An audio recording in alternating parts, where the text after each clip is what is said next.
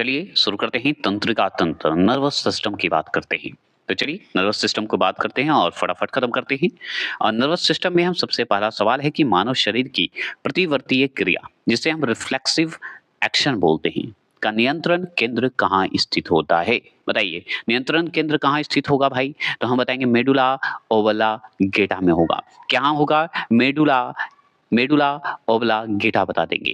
तो अगर पूछे मानव शरीर की प्रतिवर्ती क्रिया का नियंत्रण जो है कहाँ स्थित होता है? तो मेडुला ओब्लांगेटा में होता है। क्लियर? अगर मैं बात करूं आपसे और सवाल पूछे कि हृदय की धड़कन की गति जो है किसके द्वारा बढ़ती है? तो हम बताएंगे अनुकंपी तंत्रिका द्वारा बढ़ती है। तो अनुकंपी जो तंत्रिका होती है उसके द्वारा हमारा जो हृदय की धड़कन बढ़ती है, मतलब धड़कन की गति बताई जाती है। किसके द्वारा बढ़ेगी? अनुकंपी तंत्रिका द्वारा, नर्वस द्वारा बढ़ेगी। अब बात करते हैं यहाँ पे कि हम समझ गए कि हृदय की धड़कन की गति किसके द्वारा बढ़ती है? तो अनुकंपीय तंत्रिका तंत्र द्वारा बढ़ती है।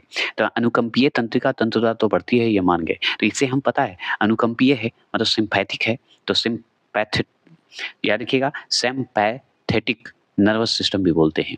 सहानुभूति रखता है ना, इसलिए। चलिए ये तो बात है। अगर पूछे प्रेरक कौशल की बात करते हैं जिसे मोटर स्किल भी हम बोलते हैं। मोटर स्किल मस्तिष्क के कौन से भाग के साथ संबंधित है? देखिए नर्वस सिस्टम अधिकतर तो हमारे माइंड से ही संबंधित है ना सारा, याद रखिएगा, जो कि हमारे पूरे बॉडी में फिर असर करता है। तो मस्तिष्क के कौन से भाग के साथ संबंधित है हमारा?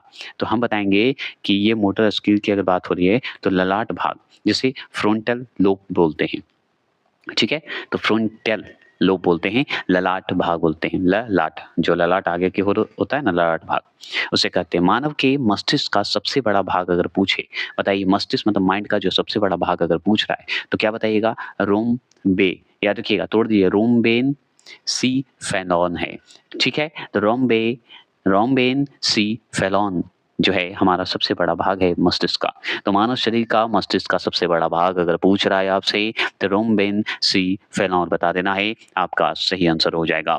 इसी तरह आपसे पूछ रहा है तंत्रिका तंत्र जिसे नर्वस सिस्टम बोलते हैं। नर्वस सिस्टम के अध्ययन को तंत्रिका विज्ञान बोला जाता है, न्यूरोलॉजी बोला जाता है। इसीलिए हम लोग जब नर्वस सिस्टम की बात करते हैं तो न्यूरोलॉजी के पास जाते हैं, डॉक्टर के पास जाते हैं, तंत्रिका डॉक्टर के पास, जिसे हम स्नायु रूप में भी असर करते हैं। चलिए वो सब बातें छोड़िए। अगर मान लीजिए कम नींद आने के लिए किस चिकित्सा शब्दावली का प्रयोग किया जाता है? मान लीजिए कम नींद आ रही है, ठीक है, नींद आने के लिए चिकित्सा शब्दावली का हम प्रयोग करेंगे। चिकित्सा में ना तो डॉक्टर जो शब्द यूज करते हैं उसे क्या बोलते हैं? अनिद्रा बोलते हैं। जिसे हम इंग्लिश में बोलें तो स्लीप अलग कर दीजिए, स्लीप मतलब सोना, स्लीप लेसनेस बोल दीजिए। लेसनेस है मतलब कम नींद आती है भाई, स्लीपनेसनेस है मतलब अनिद्रा है, नींद पूरा नहीं होता है। ये जो शब्द आप देख रहे हैं ये क्या है? तो इसे हम इंसोमीनिया बोलेंगे, इंसोमीनिया बोला जाता है। इंसोमीनिया बोल दीजिए या स्लीपलेसनेस बोल दीजिए, जो कि अनिद्रा को बोला जाता है। अगर इसी बात से पूछे कि मस्तिष्क का कौन सा भाग जो है, बताइए मस्तिष्क का कौन सा भाग जो है गुरुत्वाकर्षण के विरुद्ध शरीर का समर्थन करता है, मतलब सपोर्ट करता है गुरुत्वाकर्षण के विरुद्ध होकर? तो अंतराली केंद्रक कहलाता है। मतलब अंतराली केंद्रक क्या होता है पता है? अंतराली मतलब होता है अंदर वाले, तो इंटरेस्टिसस बोल दीजिए। क्या बोलिएगा? इंटरस्टिटस, सॉरी इंटरस्टिटस, याद रखिएगा। तो इंटरेस्टिटस होते हैं, याद रखना है। तो पूरा नाम अगर बोलना रहे तो इंटरेस्टिटस न्यूक्लियक बता देना है। ठीक है, यही जो है विरोध करता है गुरुत्वाकर्षण का, जिसे हम हिंदी में अंतराली केंद्रक बोलते हैं।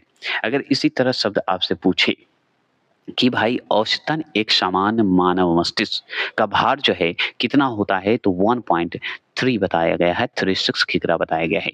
तो मानव का मस्तिष्क अगर पूछे एवरेज में, मानव का मस्तिष्क, तो 1.36 किग्रा बता दीजिएगा।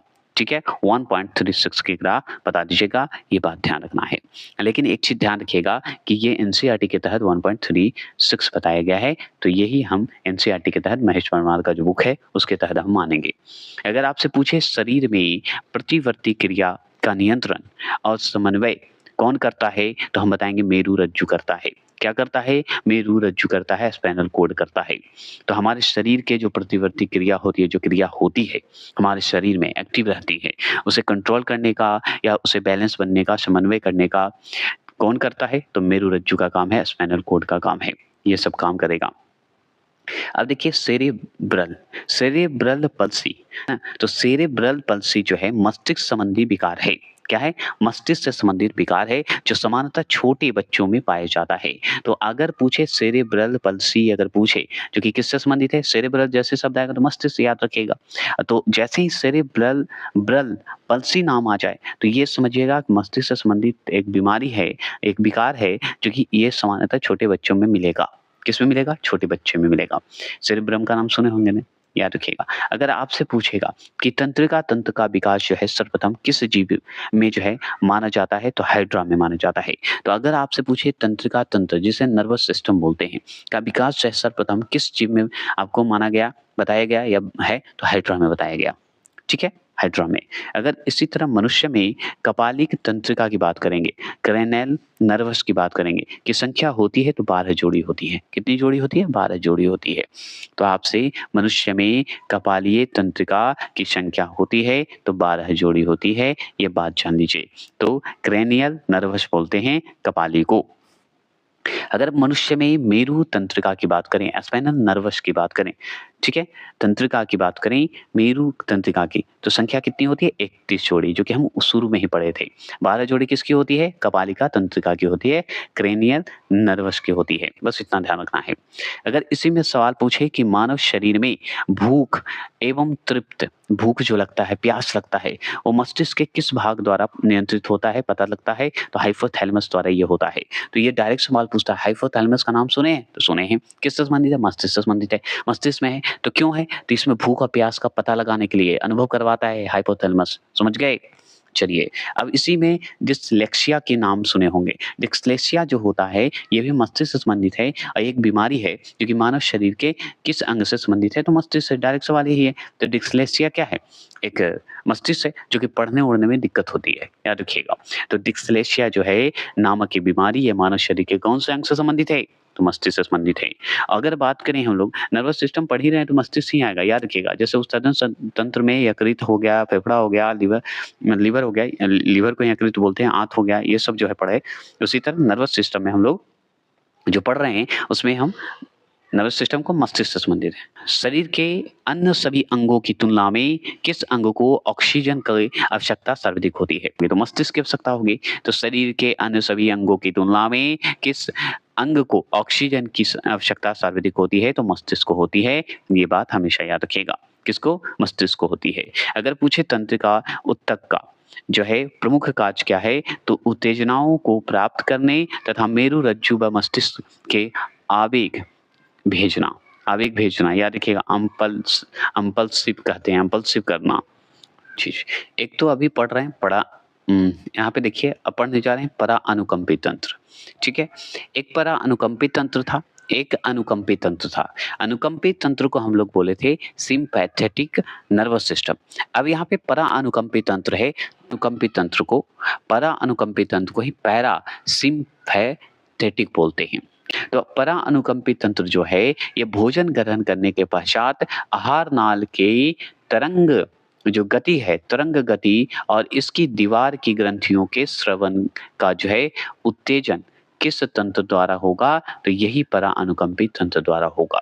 क्लियर हो गए? तो भोजन का जो ग्रहण करते हैं, ग्रहण करते समय जो हमारा आहार नाल है, आहार नाल का जो तरंग गति होते हैं और इसकी दीवार की जो ग्रंथि होती है, ग्रंथियों का जो श्रवण होता है, ठीक है, निकलता है, तो उसी श्रवण का उत्तेजन को हम लोग परा अनुकंपी तंत्र कहते हैं। इसी के द्वारा होता है ना, इसलिए जिसे हम परा अनुकंपी की जगह पे परा सिंपैथेटिक नर्वस सिस्टम बोलते हैं। बस इतना जान लीजिए।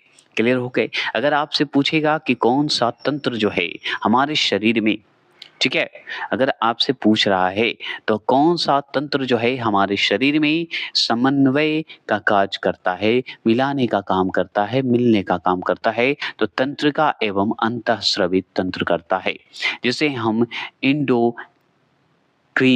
इंडोक्रीनी सिस्टम बोलते हैं। अंतःस्रवित को ही बोला जाता है इंडोक्रीनी सिस्टम बोलेंगे। अगर इसी में सवाल आपसे पूछे कि जो मनुष्य जो है जो मनुष्य यह नहीं समझ पाता कि कब उसे भोजन करना रोक देना चाहिए, वह किस रोग से पीड़ित है, तो उसे बुलिमिया नाम का एक रोग हो गया है, इसके कारण वो भोजन नहीं रोक पाता है। तो अगर मनुष्य समझ जाइए कि वो भोजन कर रहा है और उसको पता ही नहीं कि भोजन कैसे रोके, मतलब उसको भूख लगी है, खा रहा है, खा रहा है, खा रहा है, नहीं भी है तो भी खा रहा है। तो रोकने का उसे जो समय होता है, जैसे आप मान लीजिए 4 रोटी खाते हैं, तो 4 रोटी के बाद आप एक्स्ट्रा रोटी नहीं खाएँगे। जो 5 रोटी खाते हैं, 5 रोटी के बाद एक्स्ट्रा नहीं खाते। तो अगर वो ज़्यादा खाने लगे, तो एक तरह से बुलिमिया नाम का एक बीमारी हो जाता है। मतलब इस रोग से पीड़ित हैं। ये समझाने के लिए मैंने दिया। ये मत समझिएगा कि ज़्यादा खा लिए तो हानि है, कम खा लिए तो हानि है, नहीं। तो रोक देना चाहिए या किस रोग से पीड़ित है? बुलिमिया रोग से पीड़ित है। अगर आपसे पूछे कि जैविक घड़ी जिसे बायोलॉजिकल क्लॉक बोलते हैं, मानव शरीर के किस अंग में जो है स्थित होती है? तो हाइपोथैलेमिया में स्थित होती है। तो अगर पूछे जैविक घड़ी बायोलॉजिकल क्लॉक मानव शरीर के किस अंग में स्थित है? हाइपोथैलेमिया में स्थित है। अरे भूख लगी है भाई, प्यास लगी है भाई, तो हाइपोथैलेमिया ही करती है ना। अगर आपसे पूछेगा एपिथैलेमस किन ग्रंथियों से निर्मित होता है, तो एपिथैलेमस जो है किन ग्रंथियों से निर्मित होता है? तो पिनियल ग्रंथि से निर्मित होता है, हेवेन्यूल से निर्मित होता है। तो पिनियल ग्रंथि, हेवेन्यूल अगर आ जाए तो समझ जाइएगा, टिक लगा दीजिएगा, क्योंकि एपिथैलेमस जो है ये ग्रंथियों से निर्मित होता है। ठीक है, चलिए, तो समझ गए कि मानव शरीर का कौन सा भाग जो है अल्जाइमर रोग से प्रभावित होता है? तो मस्तिष्क। दिमाग को टिक लगा के आ जाएगा। अल्जाइमर रोग दिमाग से, मतलब मस्तिष्क से। मांसपेशियों के रेशों में आवेग संचरण के लिए जो है किस पदार्थ की आवश्यकता होती है? तो सोडियम की आवश्यकता होती है। अगर पूछे आवेग मतलब आगे की ओर बढ़ना, ढकेलना, एक तरह से एग्रेसिव टाइप का काम करने के लिए क्रिया रूप से। मनुष्य का मस्तिष्क कितने भागों में विभाजित है? तो 3 भाग में विभाजित है मनुष्य का मस्तिष्क, हमारा दिमाग। सेरेब्रम, सेरेबेलम और ब्रेन स्टेम, ये 3 रूप में बटा हुआ है। तो आज के बाद भूलना मना है। अगर पूछ दे कि मानव का जो दिमाग है, हमारा जो दिमाग है 3 रूप से बटा हुआ है। पहला है सेरेब्रम और दूसरा ही सेरेबेलम जी हैं, मतलब बेलम बोल दीजिएगा, ये समझिएगा। पुराने समय में बेलम गाना होता था, तो उसी तरह सेरेबेलम बोल देना है और एक ब्रेन स्टेम बता देना है। तो 3 है। मनुष्य का मस्तिष्क कितने भाग में बताइए? 3 भाग में। कौन-कौन? पहला है सेरेब्रम, दूसरा सेरेबेलम बलम जी और तीसरा ब्रेन स्टेम है। समझ गए? ये याद करवाने को बोलता हूँ, थोड़ा फन करता हूँ, सीरियस मत लीजिएगा। ये सब शब्द अगर बोल रहा हूँ तो थोड़े फन के लिए। नहीं, इसलिए बार-बार बोल देता हूँ कभी-कभी कि मेरे फन को कोई नहीं, अगर मतलब इस शब्द को इसलिए फन के लिए कि याद हो जाता है और फन इसलिए वर्ड बोल देता हूँ क्योंकि आप समझ जाइए कि थोड़ा कॉमेडी कर दिया, आता नहीं है हमको, लेकिन सीरियस सुना लेंगे कोई भी। चलिए, न्यूरॉन का बाहर निकाला हुआ लंबा भाग क्या कहलाता है? तंत्रिका काक्ष कहलाएगा, तंत्रिका कक्ष कहलाएगा, है ना? एक्सॉन कहेंगे, एक्सॉन, याद रखिएगा। एक्शन कर देगा, एक्सॉन कर देगा।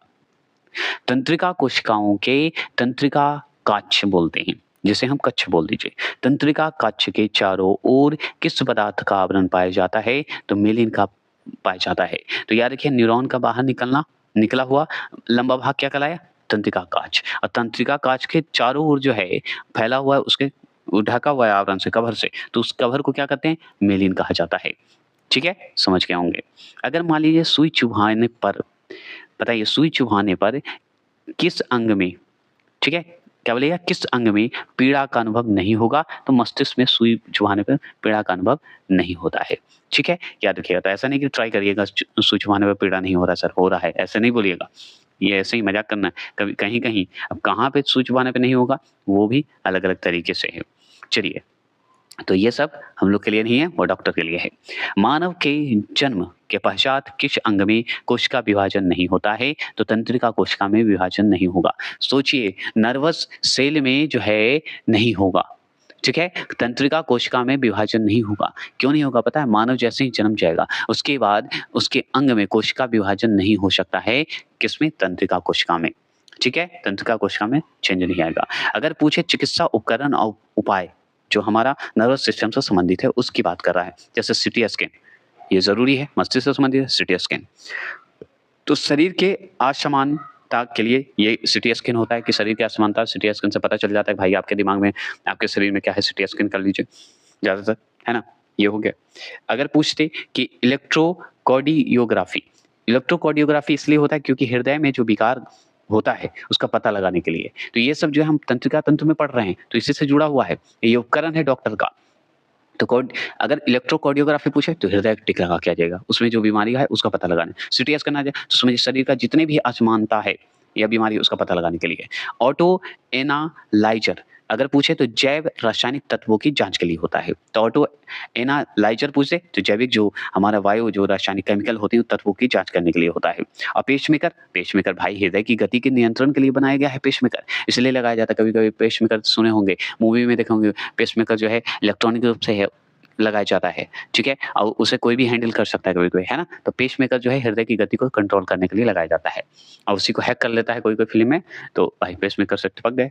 तो ये मूवी है एक मूवी इस तरह का, तो समझाने के लिए करता हूँ।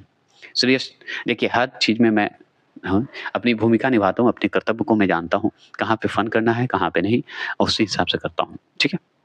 तो मान लीजिए मानव मस्तिष्क का कौन-सा भाग जो है वृद्धि, स्मृति और तर्क का केंद्र होता है, तो सेरिब्रम में होता है। जहाँ पे वृद्धि की बात हो, ग्रोथ की, स्मृति, सोच की बात हो, तर्क करने की बात होती है, ये सेरिब्रम से ही कर सकते हैं, अन्यथा किसी से नहीं कर सकते। वो अलग चीज़ है कि और भी कर सकते हैं, लेकिन याद करने के लिए अभी सेरिब्रम ही टिक लगाइएगा।